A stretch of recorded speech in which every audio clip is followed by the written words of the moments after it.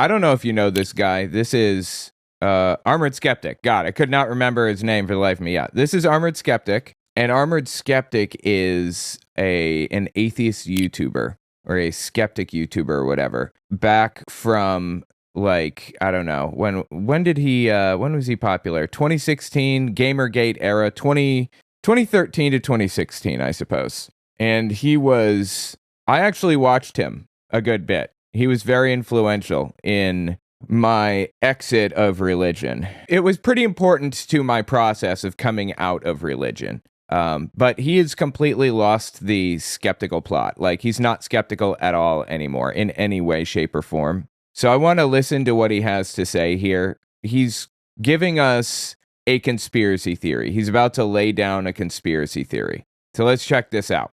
Single video laying out my new favorite conspiracy theory. Before I knew it, I'd gone full Charlie, laying out my own personal grand unified theory for all conspiracy theories that ever existed. Oh my god. Welcome to the Armored Conspiracy Files. That sound dumb?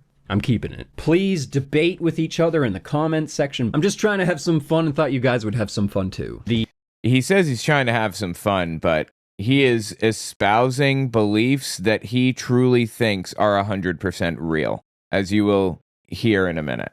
The conspiracy theory that sort of got me started into the whole genre way back in the day was the Giza Plateau. The Great Pyramid, the Red Pyramid, the Sphinx, and of course dozens of other structures, tunnels, and sites based on... Okay, I know very little about some of this stuff. Like, I don't know a whole lot about the Sphinx or the Giza Plateau or any of the other conspiracies that go with it. But I know how to identify a conspiracy theory and shut it down when I hear it. So let's keep listening here and see if we can pick it out. On everything that we know on the historical progression of mankind, there's no way the dynastic Egyptians could have built the Great Pyramid in the time period that history records, with the tools they had at their disposal, with the materials they built it with, in the amount of time. The stones, the layers of the Great Pyramid, three-dimensionally lock into each other, and there are 2.3 million multi-ton limestone blocks. Academia says that it was likely constructed over the course of 25 years.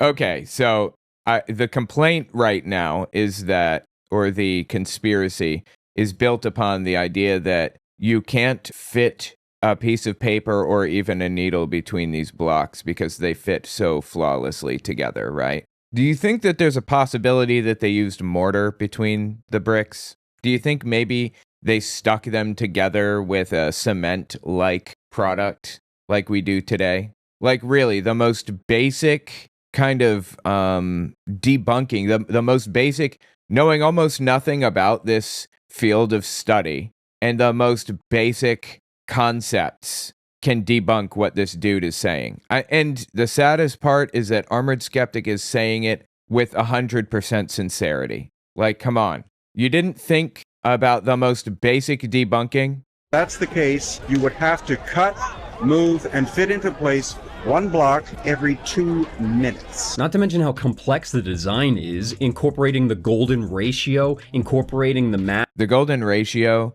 is just present in things. That's what makes it special. You don't have to add it to stuff. It's just there. This is such an incredible joke, dude. For the dimensions of the Earth, including the distance of the Earth from the sun. It's in the geographical center of the Earth, pointing due north. The Great Pyramid isn't 4-sided, it's 8-sided. Oh my god, dude. This is all an example of him not seeming to understand the basics of debunking techniques. How did this happen, dude? He used to be like me, in that he was a big YouTuber that was very influential in the YouTube sphere, that was helping people kind of, think more skeptically, figure things out. What the fuck happened? I mean, this is nothing. Just wait. There's also the large granite blocks that are integrated to the interior of the pyramid that there's no way the dynastic Egyptians could have worked with. Copper's just going to blunt on granite. I can't believe it's going to cut the stone. We're going to put sand inside the groove, and we're going to put this saw on top of the sand, and then let the sand do the cutting. Will we see any progress in our lifetime? Yes, if you came back in an hour's time, you would see about a 4 millimeter cup. Sawing went wonderful once we switched over to using water with the sand. As you can see here, we achieved this in just a few days. And even if they did cut them like that, Okay, I just want to point out that like what this dude is saying right now is that the Egyptians couldn't have cut stone because it would have taken too long. Do you know how many people there were to work on this project, in all seriousness? A whole heck of a heap. That's how many. A lot. And they were working on it constantly. And by the way, it wasn't done with slave labor like a lot of people think. that doesn't explain how the blocks fit so flush with each other. You can't. Mortar. I'm sorry. Yeah, mortar. That can be at least accomplished with the stuff that goes between bricks. Seriously, what happened to him? They did cut them like that. That doesn't explain how the blocks fit so flush with each other. You can't even fit a piece of paper or a needle between them. Go right next door to the Sphinx. Not only is the body of the Sphinx far more eroded than the head, suggesting that the head was actually recarved at a later date, but the walls around the Sphinx display advanced water erosion. Egyptologists believe that the Sphinx is between 3,000 and 5,000 years old. However, some geologists have suggested that the water erosion would require hundreds of years of sustained rainfall, and the last time Egypt had a climate that would explain something like that was between 10 and 20,000 years ago, meaning that the Great Sphinx is at least 12,000 years old. So he's purporting to know a more accurate date for the pyramids than historians do now. Unfortunately for him, that's completely incorrect. He's just like making shit up completely based on nothing. And it was when I heard about all this that I became forever addicted to unraveling the mysteries of ancient human history and trying to piece together a new timeline that actually explains everything that we see with our own eyes.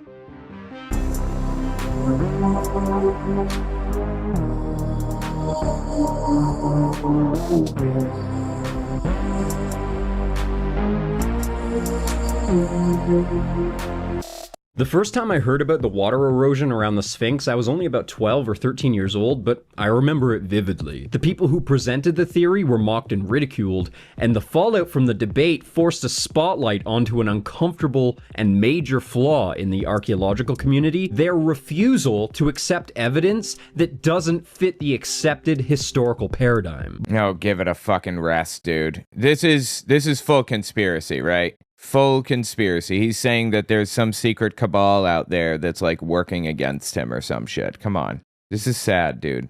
How far people fall. But a lot has happened since the 90s, and our paradigm has shifted quite a bit, mainly because of the discovery of Göbekli Tepe, a pre-Neolithic civilization that predates the oldest known civilization, Sumeria, by around 7,000 years. Most people recognize Graham Hancock. He's basically the face of lost ancient history. I have no idea who that is. Not really a huge fan, but I can't deny what he's done for the field. However, he and a few others in the field seem stuck, quite ironically, on an old, unflexible paradigm themselves. Also, John Anthony West, concerned with unpacking this lost civilization and solving the riddle of the Sphinx. And then there's Brian Forster. He's the one that woke me up to the fact that many megalithic sites have amazing stonework that we can't explain, but on top of that amazing stonework, there's terrible stonework that the world's shittiest mason wouldn't put his name on today. There's more to it than that. That's an oversimplification, but there's a lot of evidence to suggest that a lot of these sites, like the ones in Peru, were actually built a long time ago, then abandoned for some time, and then reoccupied later by the Maya and the Inca. And the Maya and the Inca even have stories themselves about how their cities were built by the gods. For example, this wall has extremely complicated cuts in the stone. Each stone is wedged so tightly together that you can't fit a piece of paper between. But behind... Again, he said that already, and that's because they have mortar. They were cut into shape, and then then mortar was laid down, I'm sure. I mean, again, I don't know anything about this area of study. I'm just laying down the most obvious explanation. surface, the stones appear to have been melted into each other like Play-Doh. These design features make the wall almost earthquake-proof. Not that I ever took it too seriously, but I always followed research on the idea of Atlantis, the concept of this ancient advanced civilization that was wiped away by a flood, and we keep finding these hints. Later, Here we go. This is the conspiracy that he's laying down right here. I'd find out about the Younger Dryas period, a time about 12,000 years ago when the North Pole suddenly melted and then refroze, and at the same time there's a noticeable rise and lowering of sea level, and the extinction of a good deal of megafauna in North America. That is, I didn't take this too seriously until just recently there was discovered a comet impact crater in southern Greenland from 12,000 years ago. Okay, I don't think I understand why that matters, why I would care about any of that, first of all. And second, you're telling me you do take this conspiracy theory seriously then, right? That's what it sounds like to me. When that baby hit, it would have vaporized a good deal of the ice cap that would have rained down on the Earth for months, and because of its close proximity to the Arctic Ocean, that impact would have caused a massive tsunami that would have wiped across a good deal of the northern hemisphere. Together, those two effects would have made it seem as if there was a massive global flood. This helped. So he couldn't, so as a non-Christian, I guess, he refused to believe that that Noah's flood was real.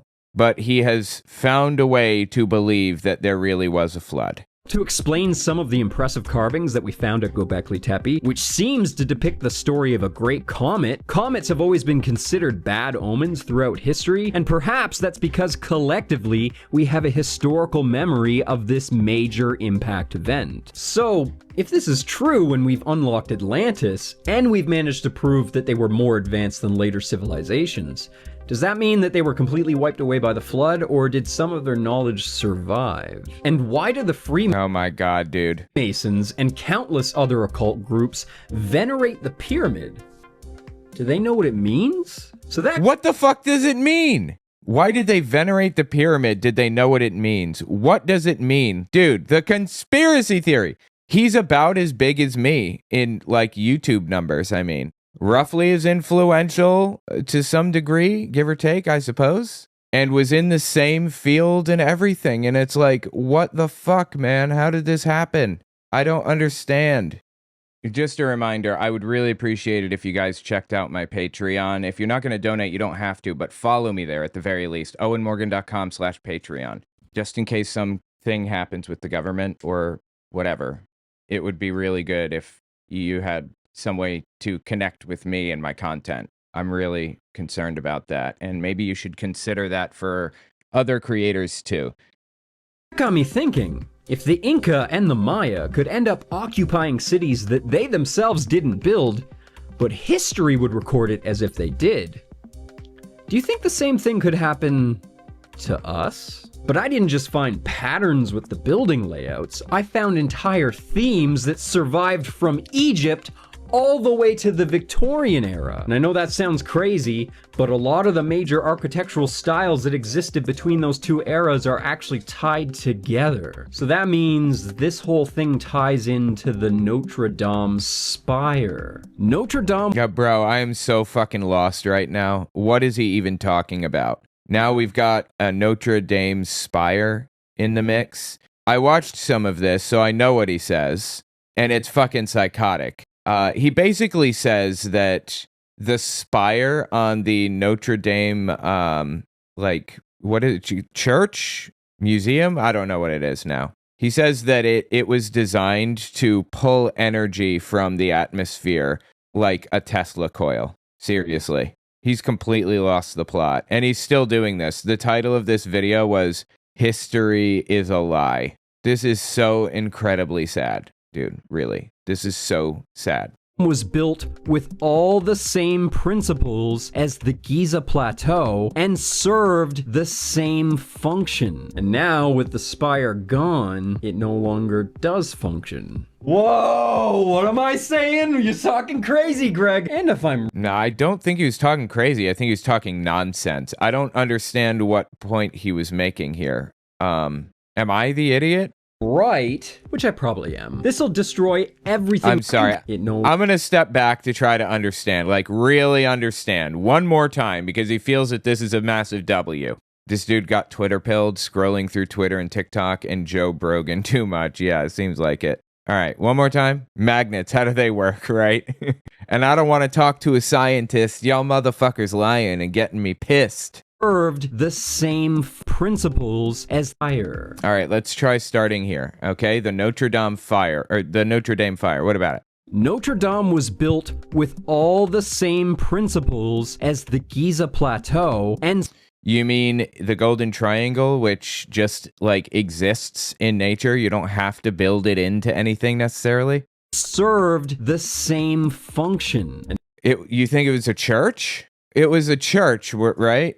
Yes, it's a cathedral. That's what I thought it was. And now it's like a museum. And what was he comparing it to? Spire. Notre Dame was built with all the same principles as the Giza Plateau.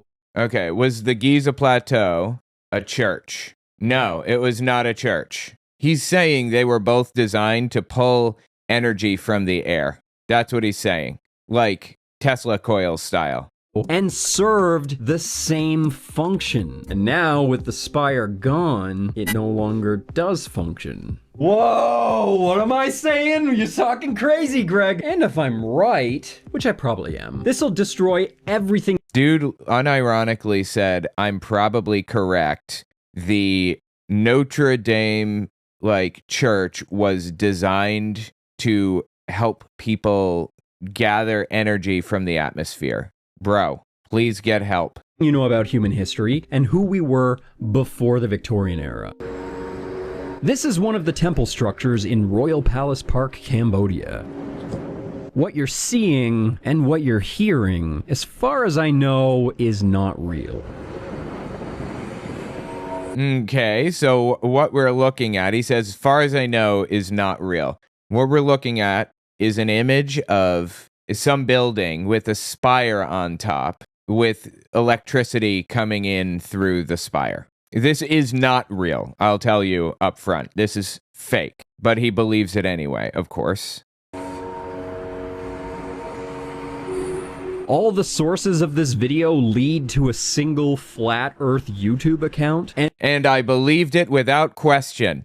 And the owner of that account told me that he doesn't remember where he got it, but let's look at this as a proof of concept. In theory, what the creator wants to convey is that atmospheric energy is being collected by a fractal antenna on the roof of the building, and that the reaction is causing an audible resonance. Those balls of light that are floating around are supposed to be plasma. This, theoretically, is a free energy device that's been integrated. Theoretically, he says, theoretically is a free energy device. There is no skepticism to be found in this dude, is there? None. Really. Into an old building. And this seems kind of silly, but there's people out there who believe that this kind of technology not only existed back then, but has existed all throughout human history. And through the majority of human history have been integrating this technology into their buildings all across the world until all knowledge of this history was erased 200 years ago. Oh my God, dude. The Illuminati has apparently accomplished this. The Illuminati! The Illuminati accomplished this, really. He's a YouTuber that's my fucking size, dude. And this guy is saying this shit. God, dude, it is so irresponsible. It's ridiculous. You want to have these weird little conspiracy theories on your own, then fucking do it. But you are talking to a group of people. Some are 10 probably, and gullible as they come. And some are more experienced, more knowledgeable, more intelligent, and know when to detect bullshit. But they're all getting caught in your little trap of nonsense here. And it is wrong, morally wrong, that you are spreading this complete trash like this. What broke inside of you made you think that this is okay, really? By capitalizing on massive natural disasters like floods, earthquakes, volcanic eruptions, and mudslides, and then just cleaned up the mess and made up a story about a plague or a war to explain all the bodies. Okay, so here's the claim. The claim is a massive flood happened, and some ambiguous, amorphous they out there, some secretive group who wants to lie to you and fuck you over, cleaned up all of the bodies and pretended it never happened. But if you just dig a little bit into the history of your own town, you'll find out. And it's a worldwide thing. On a worldwide scale, there was a massive flood that happened, like 200 years ago. Very, very recently. And fake fires to explain all the missing buildings. They then collect and reuse the old masonry to build the next civilization. Masonry? Lying around? Free for the taking? He's talking about Freemasons. He says that he thinks the Freemasons, executed this whole secret plot. Like, seriously. Free for the taking? Just any old Mason could just take this for free. Just all this free masonry lying around. Disgusting, dude. This is absolutely disgusting that he's spreading these conspiracy theories. You know what I'm saying? History tells us that this is a photo of a destroyed city after a Civil War battle. But what if this is an old abandoned city that was destroyed by an earthquake and fire, or a solar flare, or some other natural disaster? What if they just... Okay, what if? Sure, I suppose. But all the evidence that we have points to it being destroyed by a Civil War battle. Why would you believe that it was destroyed by something other than what historians have determined it was destroyed by? I don't understand. Does he have any idea how they came to those conclusions in the first place? Found the city like this, and then rebuilt it, and called it their own. What else seems Wait, does he think people rebuilt it? Is that what he said? Solar flare, or some other natural disaster. What if they just found the city like this, and then rebuilt it, and called it their own? I mean, I could say what if about all kinds of things. What if you had fairy wings and flew around at night to fight crime like a fairy version of Batman? Like, there are all kinds of what ifs out there, but that doesn't make those what ifs any more valid than the last one. Do you have any evidence for this? The answer is no, he doesn't, of course. He has no evidence for these claims. Fairy Batman would be metal as fuck. We need to make that a thing. What would we name him? Fairman? Fairyman? Batfair? Batty? I don't know. Just kind of tossing things around. What else seems to stick out about these older buildings in these historic towns is that they seem to be slightly buried into the earth, and a little bit more than what you'd expect from just natural sediment over time. As if mud had just flowed into the city and... Here we go. This is the mud flood conspiracy. Batfay. Okay. Fayman, yeah. All kinds of good options. Filled in the lower levels of all these buildings. And that brings me to the name of this conspiracy theory. Ladies and gentlemen, I introduce you to the mud flood. Ever since high school, I've been obsessed with history. Why history? I don't know. I've just always absorbed it like a sponge. Straight out of high school, I ended up taking a summer job as a tour bus operator, and that was perfect because Kingston, my hometown, is actually a historic city with French settlers dating back to about 1673, and that... Dude, if you don't know this guy, he dated Shoe on Head for a while. It helped me really carve my teeth on my knowledge from around that era to about 1850. That was around the time that all the interesting stuff happened in Kingston. Nothing's really happened since then. Oh, a waiter here was the first Canadian Idol, so... Okay, this dude is kind of cringy. I'm sorry. It's hard. I'm doing my best. Oh, yeah. And now I know Kingston like the back of my hand. The tourism industry reigns supreme here, and as my role as a tour operator, I ended up getting to access parts of the city that most people don't even know exist. It turns out that I am actually uniquely qualified to discuss the mud flood conspiracy theory because most of the structures they discuss date between the 16 and 1800s, and they share features with several structures here in Kingston. There's a lot of different concepts that the mud flood theory tries to incorporate. Some of the stuff I've just completely stayed away from because it just seems like nonsense. But I'm going to go through as many of the more interesting and more plausible theories as I can.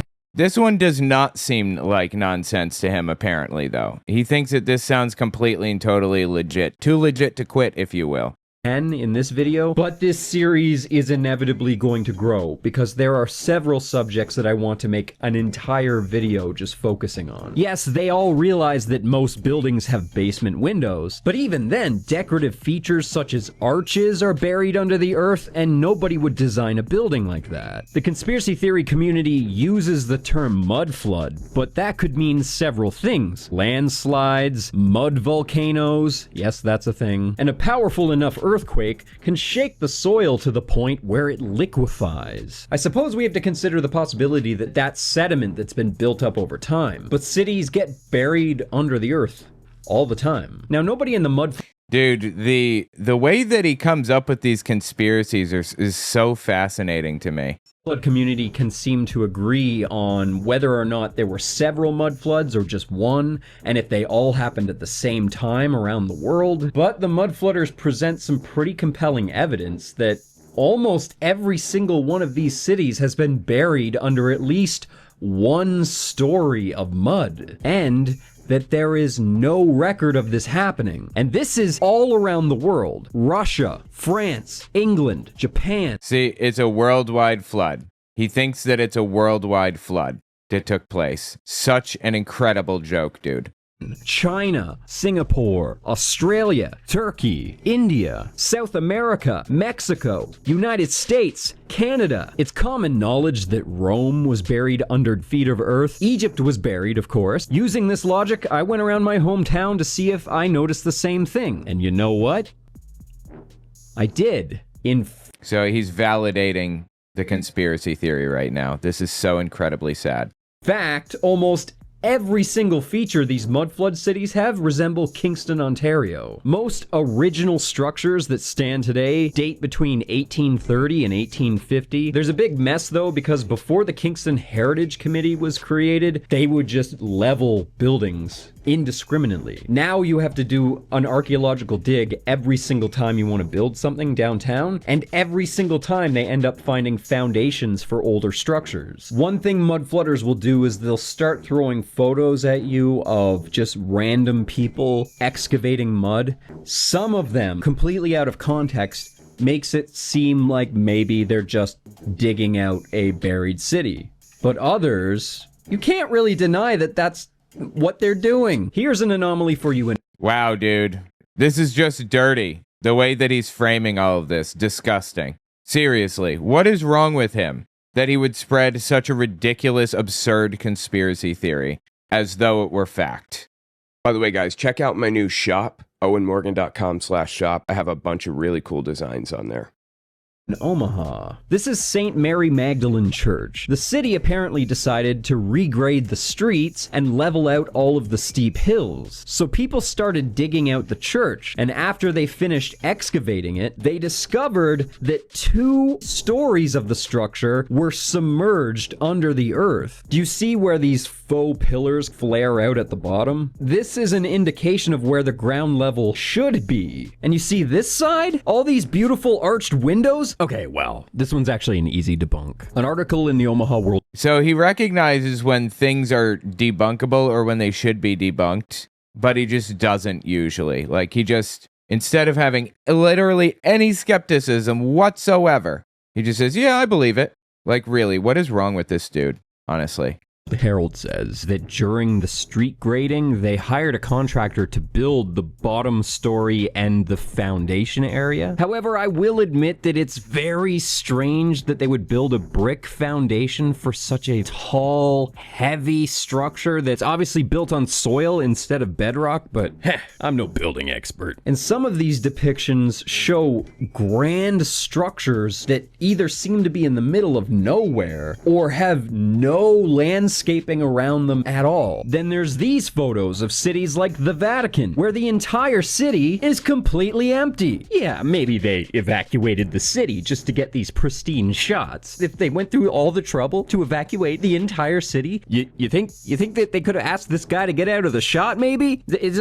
And this becomes like part of his conspiracy theory, and I don't understand what point he's trying to get at here. Like, what are you trying to say? It's a little bit awkward that he's just standing there. Oh yeah, you got these vagrants hanging out by the statue over here. Hey guys, get the out of the shot, you're ruining it. It almost looks I don't understand. What's he talking about here? He thinks that this proves his beliefs or whatever? Like, I don't get it. like they're taking a photo of the Vatican to show off what it looks like right before they fill it with the next civilization. I want to ask yourself a question. If there's no people in the city, then who took the photo? Is this part of the conspiracy? I don't know what's going on.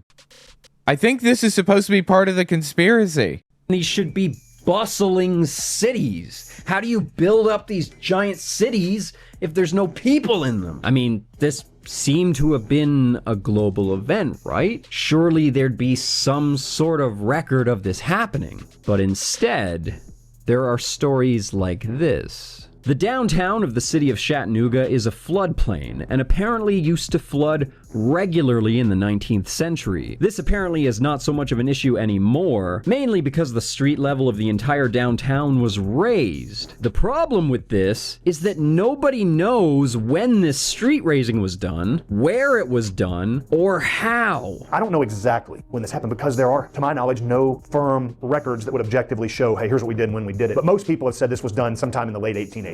But the mud flooders are not so sure about the 1880s theory. A handful of photos have survived from the region that predate that time. The fact that this is matched by another window on the other side and there's a door in the middle just tells you that this most likely was an entryway to a business. This guy goes on to show that a retaining wall was built on the outside of the structure, theoretically so that they could add the fill on the other side. However, I also found an old photo of Chattanooga that shows retaining walls used to stop water from Sick beat though, right?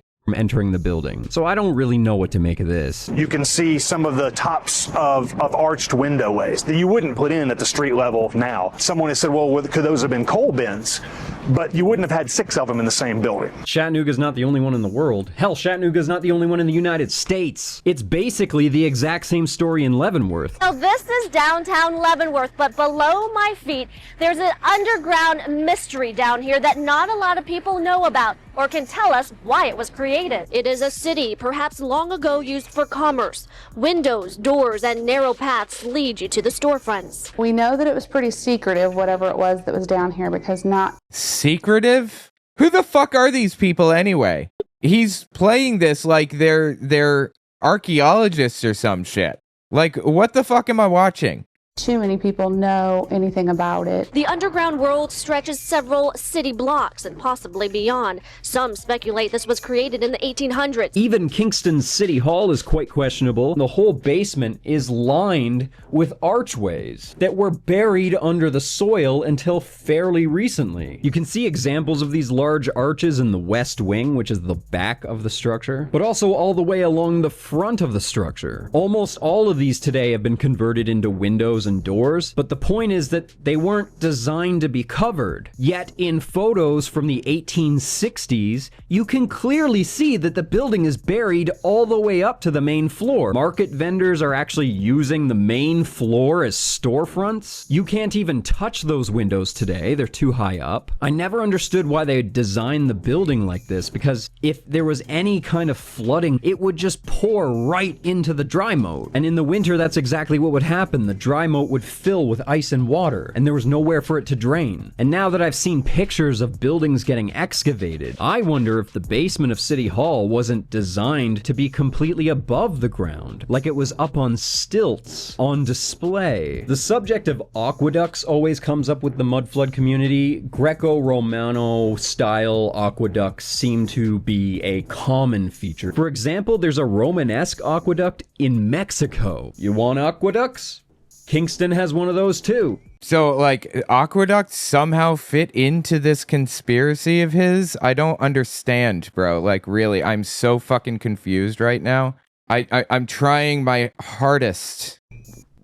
Maybe. Well, technically it's in... Maybe? So it doesn't even apply? Napanee, which is actually 30 minutes outside of Kingston. A small section of this bridge is made of stone, and though there has clearly been some restoration work done to it, especially around the base, which has more concrete, there doesn't seem to be any kind of record of any kind of stone bridge being built here, and there seems to be no record of this restoration. I know this is just probably a bridge. Another thing synonymous with the mud flood is star forts. There are some pretty intricate designs, and though many still stand today, there are some drawings of older ones that will really blow your mind. Okay, I don't understand how star forts fit into this. I'm just so incredibly lost. Some are really small, like the ones in Kingston. We have a few, like Fort Frederick, Fort Henry. That's a bit... I don't understand how star forts fit into this. Like, what's the claim here? What's the big deal?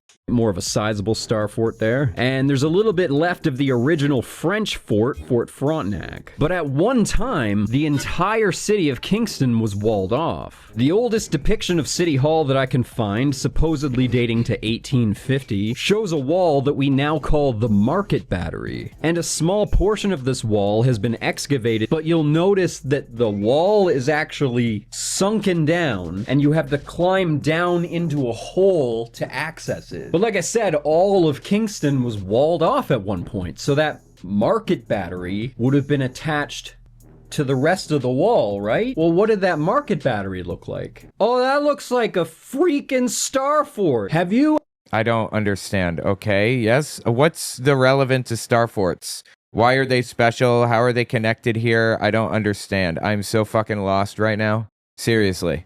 I just beat Odin and Alexander together by pure chance. Ever seen the Statue of Liberty? Don't let that cute toga and the shiny flame distract you. I don't understand what point he's getting at with star forts. Anyway, the point is that this dude is a pretty influential YouTuber, and he is shameless enough to just like make things up brazenly like this with absolutely no skepticism to be found anywhere. Disgusting. Tell me your thoughts. The thing about this is that, like, it was all over the place. It was so confusing and, like, nonsensical, and he claimed that the Notre Dame church gathered energy through the air and everything with no evidence. It was wild. It was absolutely bizarre. It made no sense at all. And I don't know how he justifies that, but he should quit YouTube, like, immediately. It's an embarrassment.